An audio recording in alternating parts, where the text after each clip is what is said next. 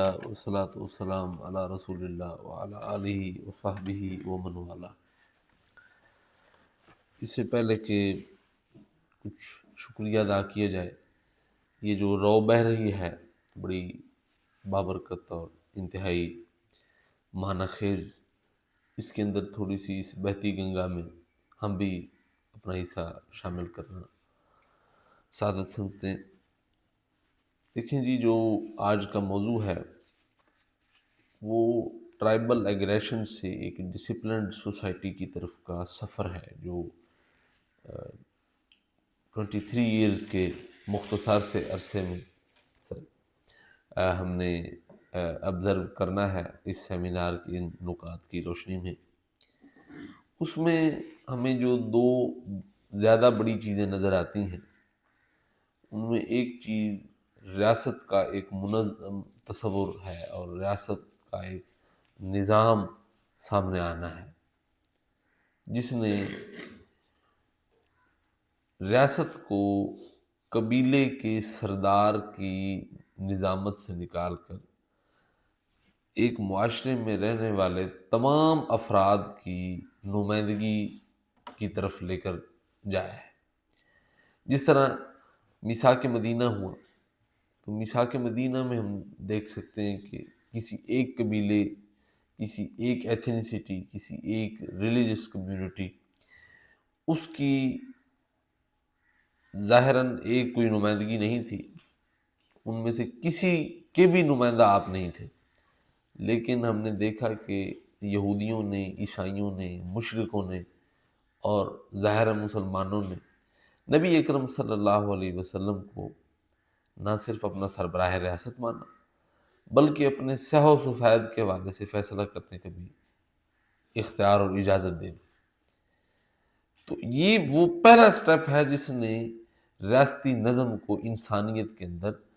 قبیلوں اور قوموں سے نکال کر ایک معاشرے کی سطح کا ایک ادارہ بنایا۔ اور میں سمجھتا ہوں کہ ویسٹ نے جتنی بھی ترقی کی تو وہ ٹرائبل سٹیٹ سے شروع ہوئے تھے، اور نیشن سٹیٹ پہ آ کے انہوں نے کہا کہ جی اب ہم حق کو پہنچ گئے۔ کوئی فرق تو نہ پڑا، مطلب اگر پھر بھی نیشن سٹیٹ ہی باقی رہنی تھی، اگر پھر ہی وہی ذات پات اور نسل کی بنیاد پہ یہ جی سوئس ہیں، یہ فرینچ ہیں، یہ اٹیلین ہیں، یہ جرمن ہیں، ان ریسز کی بنیاد پہ ہی جناب ملک بننے تھے، تو اس کا مطلب ہے آپ نے کوئی فکری ترقی نہیں کی، آپ کوئی فکری طور پہ کوئی نئی چیز نہیں لا سکے۔ آپ نے ٹرائب کو نیشن کہہ کے اور اسی کے اوپر پارلیمنٹ بنا دی۔ پہلے قبیلوں کی ایک کونسل ہوتی تھی، اسی کو آپ نے پارلیمنٹ کا نام دے دیا۔ جو ریاست کا تصور سیرت طیبہ سے ہمیں ملتا ہے، وہ ہمیں بطور ایک میں قانون کا چھوٹا سا طالب علم، جو مجھے اندازہ ہوا 7-8 سال کے ایک مطالعے سے، وہ یہ ہے کہ جو سیرت طیبہ سے ریاست کا تصور ملتا ہے وہ ان ریاستوں سے، یہ قومی ریاستوں سے بہت جدا اور مختلف ہے، اور اس کو ہمیں سامنے لانے کی اشد ضرورت ہے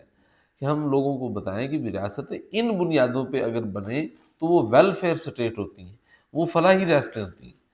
اور اس میں پہلی بنیاد یہ ہے کہ باہمی بہبود۔ میوچل ڈیفنس کی بات ہوئی کل، تو اس ٹائم میرے ذہن میں آ رہا تھا کہ بہبود ڈیفنس کے ساتھ ہوتی، ترقی تب ہوتی ہے اگر دفاع مضبوط ہو۔ تو ایسا کانسٹیٹیوشن دیا جس میں مدینہ کی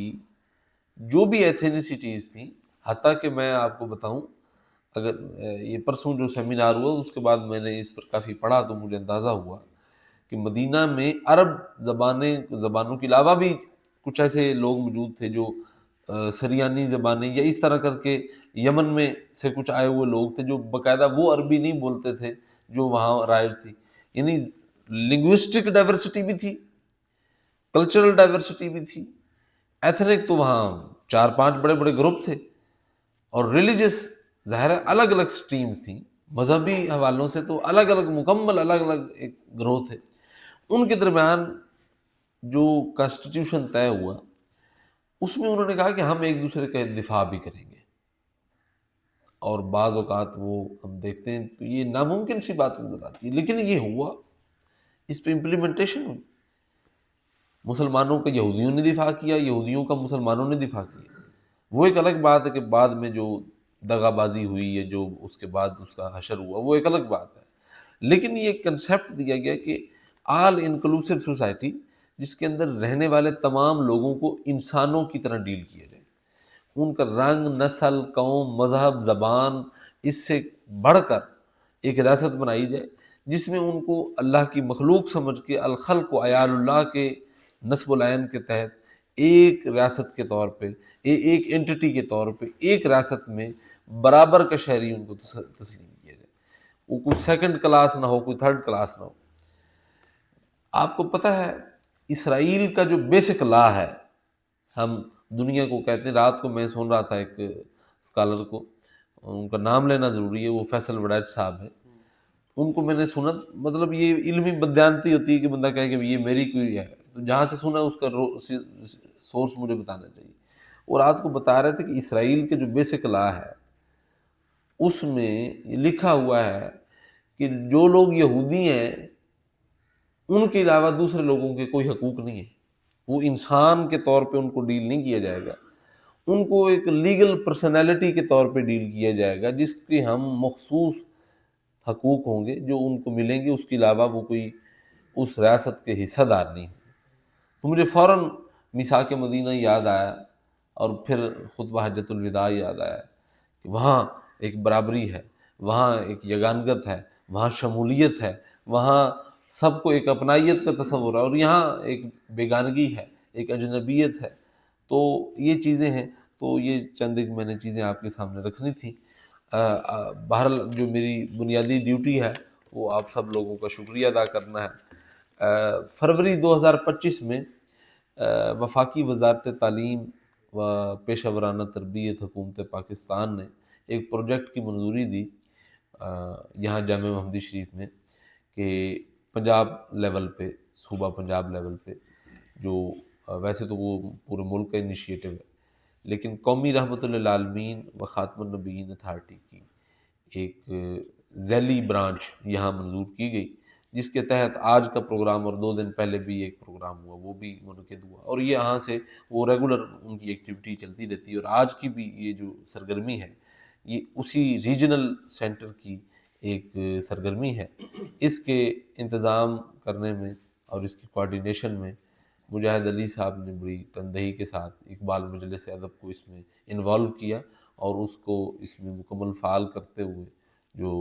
انہوں نے ایک اچھی کوارڈینیشن کی ہمارے انتہائی ہائیلی وینیلیٹڈ ریسورس پرسنز کے ساتھ۔ ڈاکٹر امیر حمزہ صاحب،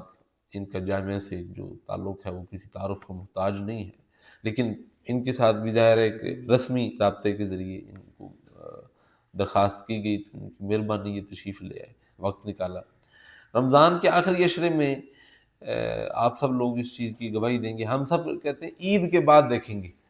تو میں نے کوشش کی کہ ہم اس آخری عشرے کو بھی تھوڑا سا ایکٹیو رکھیں، اور اس میں مکمل جو ہے نا وہ یوٹیوپین نیند جو ہے وہ ہم نہ اس میں چلے جائیں اور سو نہ جائیں، کوئی نہ کوئی اس میں کام کریں، لازماً کریں۔ تو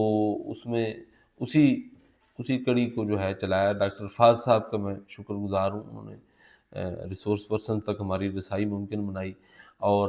ڈاکٹر امبالوی صاحب نے جو اپنی بتائی یہاں ایک جو انہوں نے اپنا جنریشنل لنکج بنایا جامعہ کے ساتھ، تو ان کی اطلاع کے لیے عرض ہے کہ آج بھی، جس دن ہم آج بیٹھے، آج بھی اور پچھلے 27 دن بھی جامعہ مسجد میں رات کے رمضان میں جب 2 بجتے ہیں تو مسجد کا حال بھر جاتا ہے، اور سارے بچے جو ہیں باجماعت تہجد کی نماز پڑھتے ہیں، اور تہجد میں الگ ختم ہو رہا ہے، تراویح میں الگ ختم ہو رہا ہے۔ ختم قرآن 2 ہوں گے انشاءاللہ، 27 کی رات کو کل تراویح میں ختم ہو گیا، اور 29 کی رات کو انشاءاللہ جو ہے وہ ختم تہجد ہو جائے گی انشاءاللہ۔ اسی طرح ہمارے دوست ڈاکٹر قاضی مدثر رسول صاحب تشریف لائے، میں ان کا بھی شکر گزار ہوں، اور اس کے بعد انتہائی خلوص کے ساتھ اور انتہائی دلی جذبے سے پروفیسر ڈاکٹر فیصل صاحب کا میں شکر گزار ہوں، کہ ظاہر ہے کہ ایک رئیس ادارہ ہونے کی حیثیت سے بھی، اور ان کا جو جامعہ کے ایک سمجھیں کہ ایکسٹینشن کی سربراہی کر رہے ہیں وہ، اور اس کو لے کے چل رہے ہیں، ان کا بھی شکریہ، انہوں نے وقت نکالا اور تشریف لائے۔ اور تمام وہ طلباء جن کو آج چھٹی کر دی گئی تھی، لیکن انہوں نے اپنی چھٹی میں قربان تو نہیں کہہ سکتا چونکہ یہ کوئی ایسی چیز نہیں ہے حضور کے ذکر کے لیے کہ جو قربان کی جائے، جنہوں نے اپنی چھٹی ترک کر دی، تو وہ جو وہ یہاں بیٹھے رہے، انہوں نے گفتگو سنی، ان سب کا نہ میں صرف شکر گزار ہوں بلکہ میں ان کے لیے امیدوار بھی ہوں کہ انشاءاللہ ان کو سیکھنے کا بھی موقع ملا ہوگا۔ اور جس جہت سے امبالوی صاحب نے آپ کی توجہ دلائی کہ مشن نبوت جو ہے وہ شروع کن حالات میں ہوا تھا اور جب وہ کمپلیٹ ہوا تو تب حالات کیسے تھے، تو یہ ایک کنٹراسٹ دکھانا چاہیے،